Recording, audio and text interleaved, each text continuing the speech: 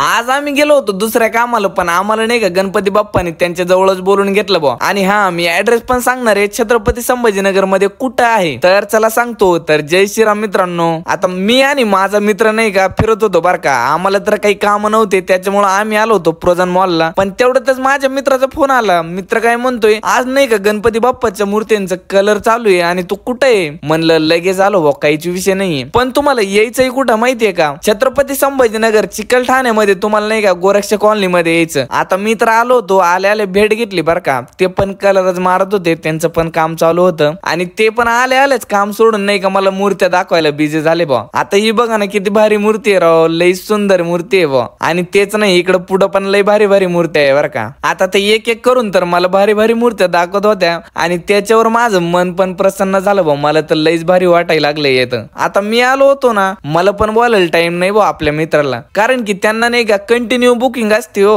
त्याच्यामुळेच म्हणतोय, तुम्हाला पण कोणती मूर्ती आवडली ते कमेंट करून सांगा बरं का तुम्ही. आता हेच नाही, इकडं पण कलर द्यायच्या बाकी बरं का आपल्या गणपती बाप्पाच्या मूर्त्या. खरंच यार लईच भारी भारी मूर्त्या आहे बरं का. तुम्ही काही म्हणा बरं का, पण लईच भारी भारी मूर्ती आहे. आता मी नाही का दादांचा नंबर देतो, म्हणजेच माझा मित्र आहे, तुम्ही त्याच्यावर बिंदास कॉल करा आणि नाही का फटाफट बुकिंग करून घ्या.